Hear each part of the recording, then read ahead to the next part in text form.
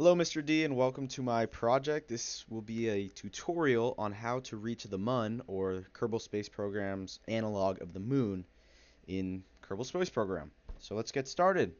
Alright, for your convenience, I sped up this video because it was 40 minutes, but let's start in the Kerbal Space Center, where we grab a command pod, put a heat shield on it, and then decoupler. That'll be our re-entry stage. And then I'm going to look for an adapter that I like to adapt us to a larger fuel tank. Or no, maybe I'll go for just some regular fuel tanks for that one. And then we'll go an engine for our lander. So right now I'm creating our lander. So we'll obviously need some landing legs. And so these didn't line up how I like, so I had to use the fine tuning tool to just like fix them up. And then I retract them. I thought for a second here about what I was going to do for my solar panels, and I obviously need a battery. But I decided on actually the first one that I pulled up.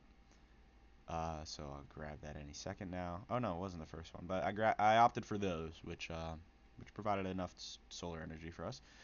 Put some parachutes on, and then our decoupler, which is actually a stage separator because adapter. Now we have our adapter, and we have our first stage, which I was like, oh wait, this is way too big for a transfer stage, so I decided to put a smaller engine. I think I put the Rhino on. Yes, the Rhino.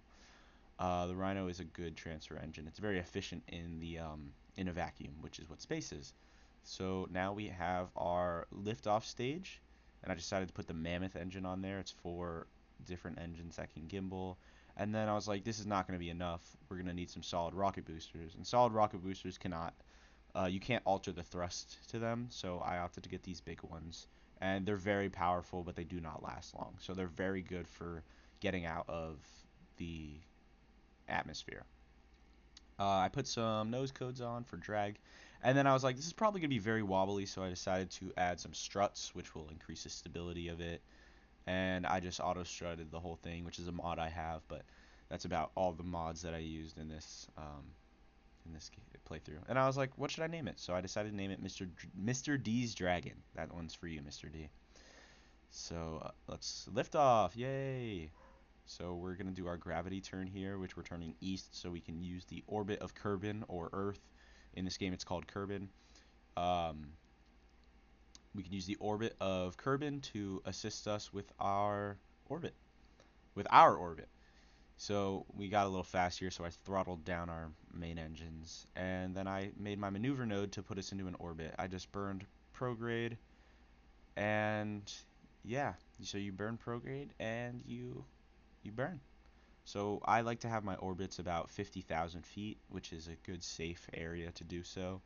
And then you don't really need to do a maneuver node for this. You could just burn about 30 seconds before your apogee, which is the highest point of your orbit. And now we're doing another maneuver node, which is still just burning prograde, which is that little yellow dot there.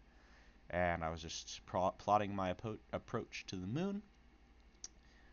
And so yeah, it's another burn that we have to do. So then we have to stage because we ran out of fuel.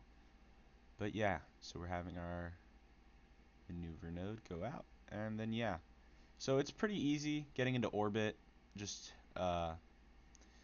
burn at 30 seconds when you're burn 30 seconds from your apogee, which is the highest point of your orbit, and then you'll get an orbit. And then you have the transfer to the Mun, or the moon, which I designed to be a little closer to the surface so I wouldn't have to use so much fuel, which I could have gotten away with because I packed way too much fuel for this trip. So yeah, now we burn retrograde, which is against the orbit, or our trajectory. And then in order to find where we want to land, I just looked for somewhere flat, and I wanted to put my orbit close to where my mouse is right there, so the orbit of the moon would um, bring us exactly where we want it to go. So yeah. So here I'm just time warping so I don't have to wait super duper long. And then I got a little overzealous here and I time warped a little close, and I was like, oh crap, this is not going to go good. I could not slow down in time. But that's why I made an auto save, or a quick save. You press F5 on your keyboard to make a quick save so you can go back anytime you need to. And you press F9 to reload it. Anyways, I decided to go for a higher up here and then time warp with my eyes on the prize. So yeah, we're just gonna do our retrograde burn. I extended the solar panels, and yeah, just checking out the engine. This is a pretty boring part, if I'm being honest. Yeah. So just burning retrograde, which is against the trajectory that we have. So then I separated us from our transfer stage, and then we get to our landing stage where I burnt to slow us down for a bit. I like to get us about under 100 meters per second. And then I switched my altimeter to land instead of sea level because it's more accurate. And then I burnt.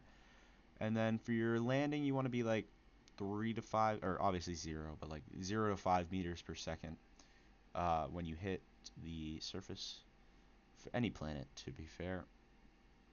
And so yeah, I just slowed down, get a little slower. I think I hit the ground at like 4 or 5. Yeah, 4.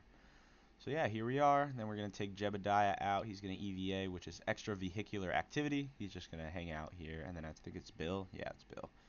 And then we have Bob. Yay, Bob. Bob had a little mishap here. So I just made a quick save. And the physics got bugged. So I broke my solar panel. And I made a quick save. And I just reloaded it. And it reloaded the physics. So now Bob is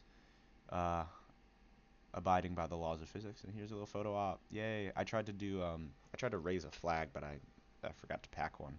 So yeah, just doing some science experiments here.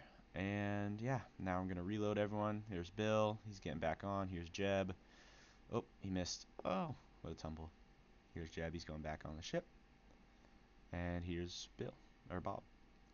And then I forgot that the moon was in a geostationary orbit, which means the same side of the moon is facing the Earth at all times. So I was just going to time warp so maybe we could face the Earth, but that did not work. And I had a little trouble here with the orbit, but I just decided that I packed enough fuel to do whatever I wanted. So I just did that, and there we go. I think this is the one. Yeah, here we go. So I just time warped to where I needed to burn, and then I burnt. And we really didn't need to do any more burns after this, but I kept my stage just in case, which you'll learn about later why I did. And yeah, this is pretty annoying when you can't time warp. And then I time warped back to the top of the orbit, the apogee, like we talked about, and I brought our perigee down to the bottom.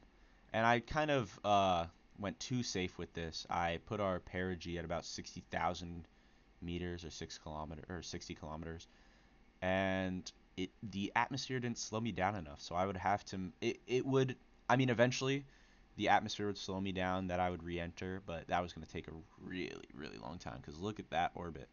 And I tried to time warp it, but it was not letting me. So I just decided to reload my quick save from prior to decoupling our transfer stage. That'll come up in a second. Yeah, and I ran out of RCS thrusts, so couldn't. I had no control here, so I was like, okay, this is not going to work. So I eventually am going to reload it, and we're going to have our engine back. Yeah, here's me trying to increase drag, but it was not working. Yep, here we go. Now I have my engine back. So I just burned retrograde again, which is against our trajectory, and decoupled a little bit late there because I wanted to see some fireworks, but you know, I missed them. And here's our reentry. If you remember the Artemis mission from the other day, last week or 2 weeks ago, they had a similar approach to reentry where they took a long, long, long reentry because this, if you look at the G meter on the little on the right of the nav ball right there, it has very little G-force effects on the passengers, so it's very safe. So this is a very long reentry and it takes a long time, but you slow down from over for like 1,000 meters or almost 3,000 meters a second to a couple hundred. So it's quite efficient. Here we have our heat shield, and look at these reentry effects. Isn't it awesome? I was playing with my audio here because it was bugging a little bit.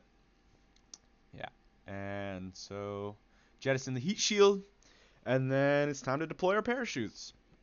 The parachutes are now partially deployed, and they will inflate as they get to a part of the atmosphere that they like. There we go. All three have deployed.